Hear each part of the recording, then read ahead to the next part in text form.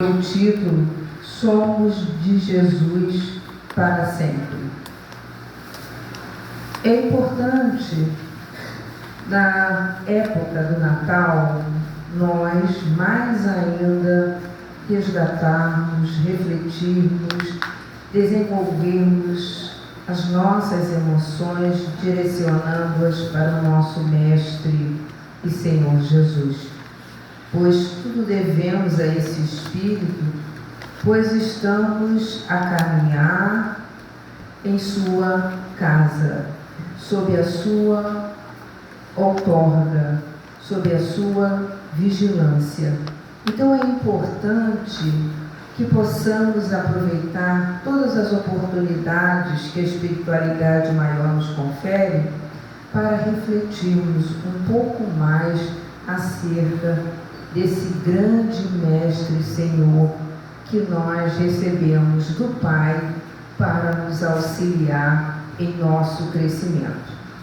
E o Natal é uma dessas datas. Mas por que no Natal nós comemoramos o nascimento do Senhor Jesus? Porque a data do Natal é natalício, nascimento do Mestre Senhor Jesus. Outros símbolos foram introduzidos, importados de diferentes culturas, mas nós, cristãos, temos o dever de reverenciar, de homenagear a única figura, não vou falar central, porque ela é a única, que é o Mestre Senhor Jesus. E essa comemoração, ela ocorre no dia 25 de dezembro. A data é secundária, poderia ser 25 de dezembro, poderia ser 2 de abril, como diz Divaldo Pereira Franco, mas foi escolhida esta data. Com certeza, foi uma data inspirada pela espiritualidade maior para que uma festa, que levava as pessoas ao desregramento, pudesse ser amenizada e, logicamente, excluída do calendário romano. Nós sabemos que antes da vinda do Senhor Jesus, o povo romano homenageava o deus Saturno, onde ocorria a Saturnália, momentos de grande orgia da data de 17 de dezembro a 25 de dezembro. Posteriormente, do século II da era cristã, nós vamos ver um outro imperador, Aureliano, direcionando essas comemorações.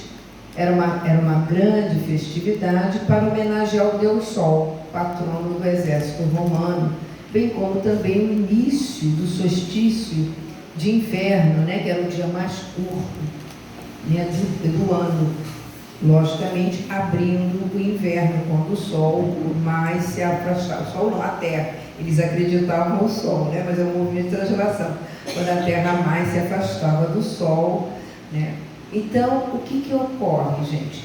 A partir daí, a partir de Aureliano, nós vamos ver que no século seguinte nós vamos ter outro imperador romano que resolve assinar um édito de Milão, de tolerância para todos aqueles que professavam o cristianismo, que eles eram muito perseguidos, Eles eram levados ao circo de Roma, eram queimados, eram crucificados, porque seguiam a religião cristã.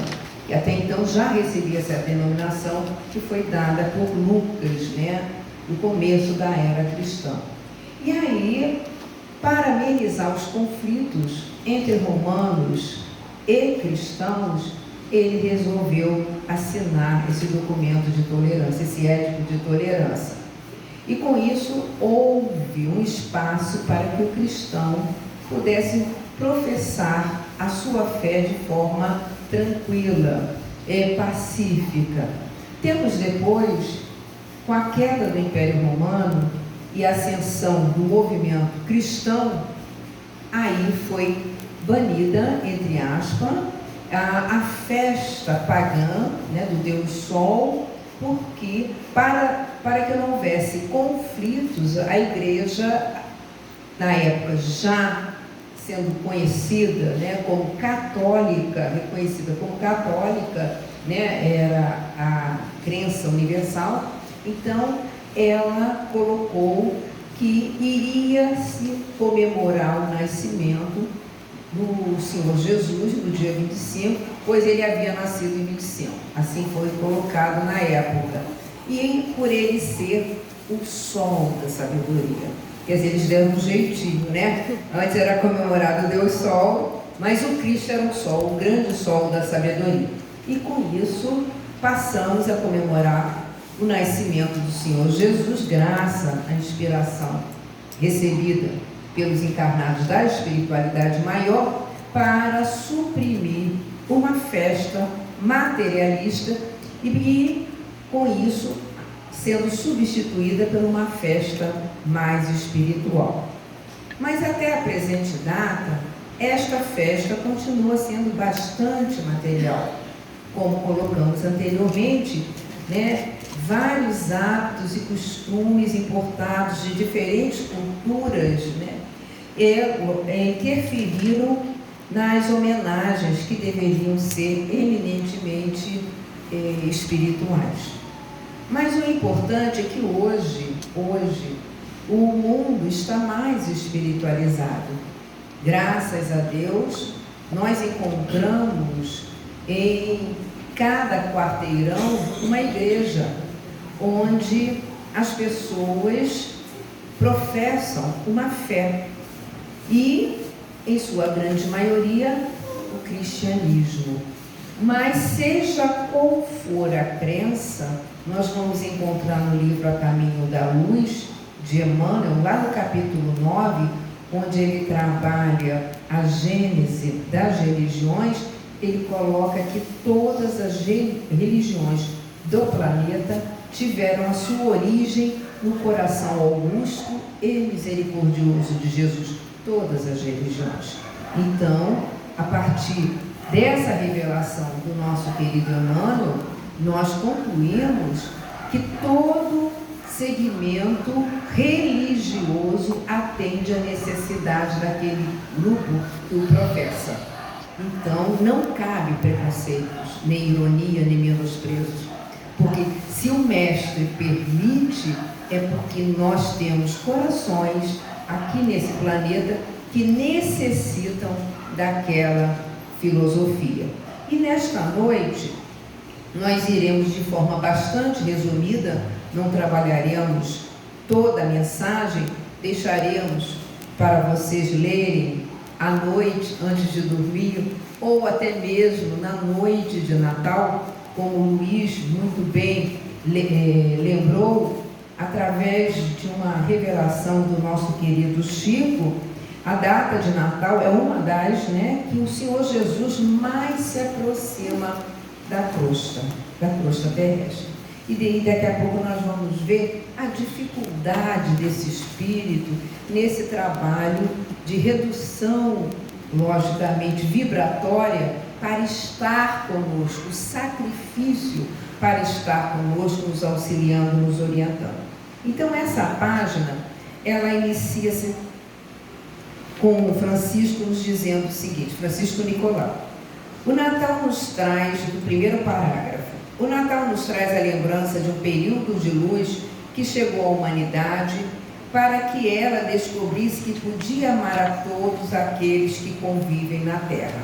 Então, nós sabemos que o Natal leva a família cristã à reflexão.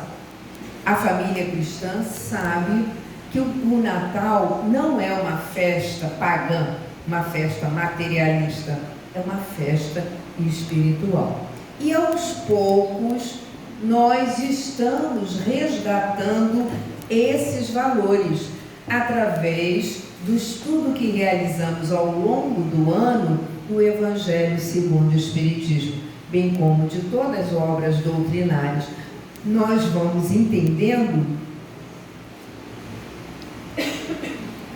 a grandiosidade da figura desse mestre que nos guia, que nos protege. Continuando, Francisco nos diz: Jesus é o grande mestre dos conceitos de paz, do amor, do equilíbrio, do trabalho, da ação no bem. Entretanto, não se pode olhar para Jesus apenas vendo-o como mestre. Precisamos também vê-lo como homem. E por que devemos vê-lo como homem? No parágrafo seguinte ele responde: precisamos ver Jesus como um homem, né? Isso é muito importante no nosso nível evolutivo. Não para nós que aqui estamos, que já estudamos, já recebemos o esclarecimento do Evangelho, mas para a grande maioria que está lá fora, se for revelado realmente a grandiosidade desse mestre, o povo desanima, não é mesmo? Eu não consigo ser como ele. Ele é muito elevado, não consigo alcançar. A minha compreensão foge. Jesus era assim, mas eu não consigo não. Então é preciso aproximar o Cristo da humanidade terrena e colocá-lo no nível mesmo de homem, apesar que nós encontraremos no Evangelho de João, no capítulo 1, no prólogo do Evangelho segundo João, ele nos dizendo, o próprio João: e o Verbo se fez carne. Quem é o Verbo? É o Senhor Jesus. Se fez carne porque ele entrou na carne, ele encarnou, ele não reencarnou, ele encarnou. Aí nós vamos parar um pouco para entender, para refletir. Nós aqui já podemos, desenvolver essa reflexão. Lá fora, o homem tem por hábito ver Jesus apenas como um homem comum, semelhante a quem? A ele. Ele tira por base ele mesmo. Então, o Senhor Jesus, ele teve as mesmas paixões que eu tenho, ele teve os mesmos desejos que eu tive. Ele foi um homem comum, como eu. O nome Jesus. O nome Jesus, e não o Cristo. Não o Cristo, ele foi apenas Jesus, não foi o Cristo. E aí, quando nós analisamos, começando logo pelo Evangelho de João, nós vamos ver João dizendo-nos o seguinte, lá no capítulo 1: no princípio ele estava com Deus. Não precisamos buscar a terceira revelação, vamos ficar no Evangelho de João. No princípio ele estava com Deus. No princípio de quê? Da formação da casa planetária. Ele já era o Cristo. E aí ele continua: tudo foi feito por meio dele. Afirmação de João: tudo foi feito por meio dele. Nós vamos encontrar essa confirmação no livro A Caminho da Luz, de Emmanuel. Mas João, há 2000 anos atrás, afirmou: tudo foi feito por ele. E quando nós paramos para analisar esse versículo do Evangelho de João, para nós entendermos a elevação do Cristo, porque muitos aí fora cometem o engano, o equívoco de compará-lo a um homem comum de um mundo de provas e expiações. Aí vamos pesquisar os dados da ciência material, que nos afirma que a Terra só tem 4 bilhões e 500 milhões de anos. Só isso. 4 bilhões e 500 milhões de anos. E há quantos mil anos o homem surgiu, na Terra? 350 mil anos. Veja bem, a Terra tem 4 bilhões e o homem surgiu há 350 mil anos. Sendo que o homem, com comportamento semelhante ao nosso, começou a se trilhar há 50 mil anos.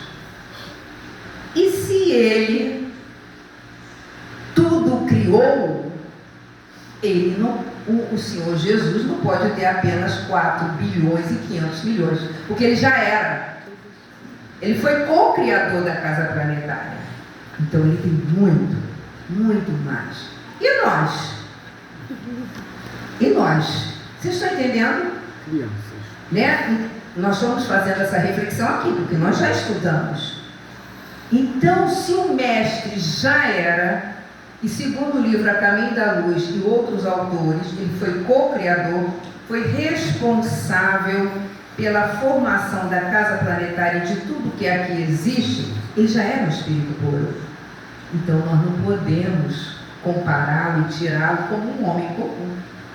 Ele, o Verbo se fez carne para nos ensinar. Imagina o sacrifício do mestre para receber essa roupagem. É só para que nós entendamos o quanto fomos agraciados quando ele aqui chegou e quando aqui ele esteve.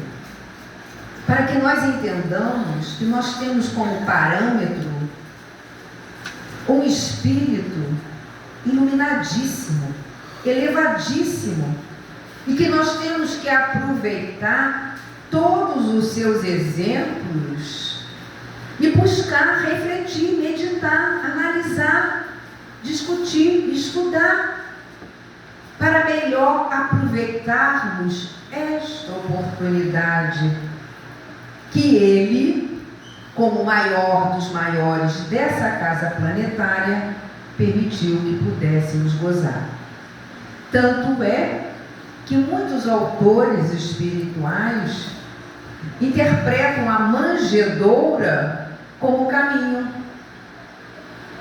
como a porta que se abre para o espírito para uma nova existência. E porta essa que iguala a todos, que todos nascem da mesma forma. Ninguém nasce diferente do outro. Um não nasce coberto de ouro, o outro de prata, não. Todos nascem da mesma forma. Peladinho, tudo direitinho. A forma simples, a manjedoura é o símbolo da humildade, da simplicidade. Né? É a porta que se abre para todos nós. Então nós vamos ver Emmanuel analisando, interpretando cada símbolo, né? Cada símbolo não apenas da manjedoura, do Calvário, a exemplificação. Tanto é que quando nós buscamos a análise que dão para o presépio, segundo a interpretação de Francisco de Assis, que o presépio foi criado por quem? Francisco de Assis, no século XIII. Ele querendo passar para o povo uma ideia do nascimento de Jesus, porque naquela época, menos de 1% era alfabetizado, né? Não, e mesmo assim tinha que pertencer ao clero para acessar a Bíblia, para acessar o Novo Testamento, o Antigo Testamento. Então, o que ele quis? Ele quis fazer uma representação. E naquela época não existia um shopping para vender as estatuetas, lógico, né? E a representação foi o quê? Viva! Com bois, com vacas, né? com carneiros, com os camponeses da época. Assim surgiu o Evangelho, o presépio, né? Que a definição de presépio vem a ser curral, estrebaria. Então, Francisco colocou: aqui está representado todos os mundos, vegetal, animal, né? Hominal, que não se usava essa expressão na época, hominal, e o divinal, que era o mestre.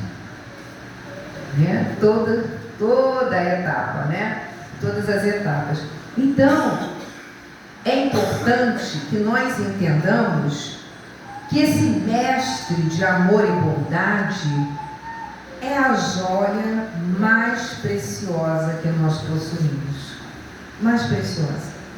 Por que ela é a mais preciosa? Não, a joia mais preciosa é meu filho. Seu filho não, ele está com você, né? Ele terá outras oportunidades como você também. E se você teve a bênção de receber esse espírito como filho, é porque ele permitiu para o seu crescimento.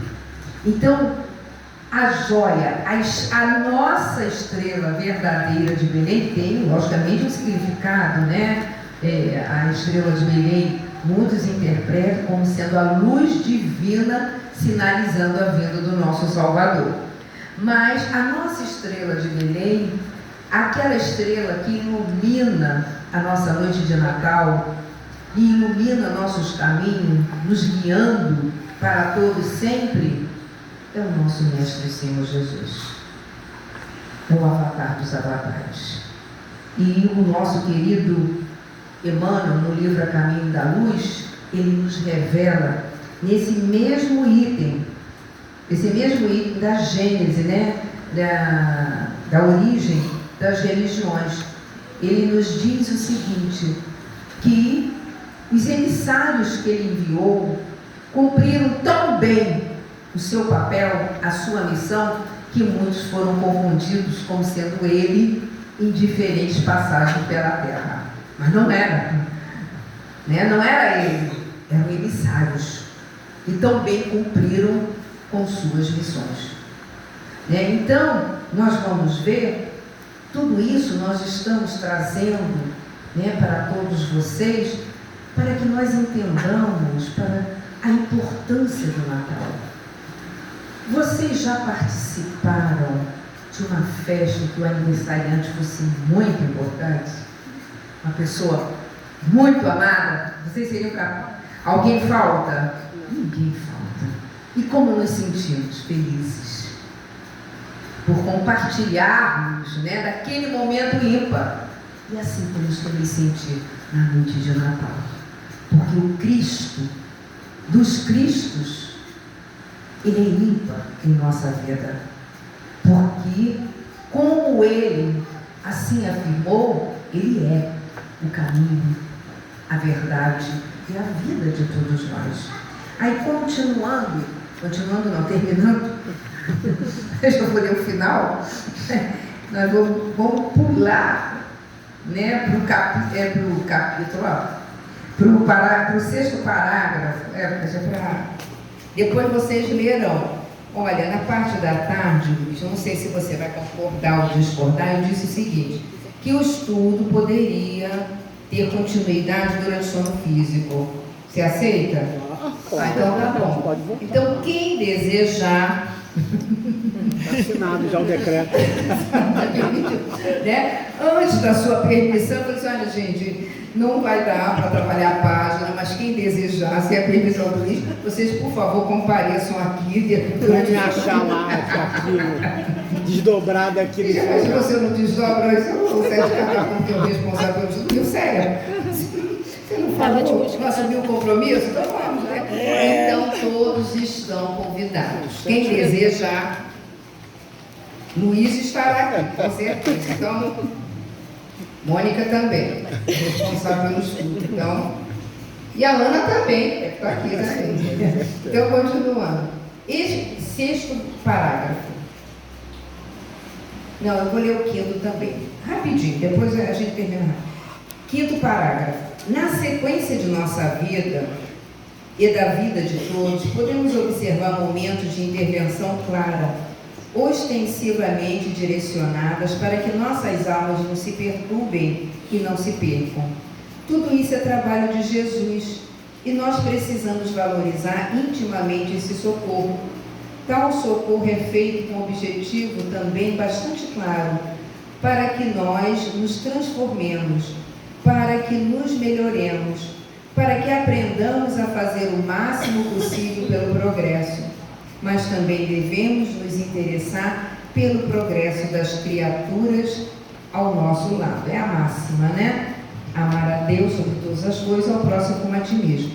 Então veja bem, nós somos assistidos pela espiritualidade. Tudo que nos ocorre é para promover o nosso melhoramento. Quando nós falamos tudo, é tudo. Tudo. Mesmo aquelas situações que acreditamos que, de forma inadequada, nós rotulamos como infelicidades. É porque nós não compreendemos.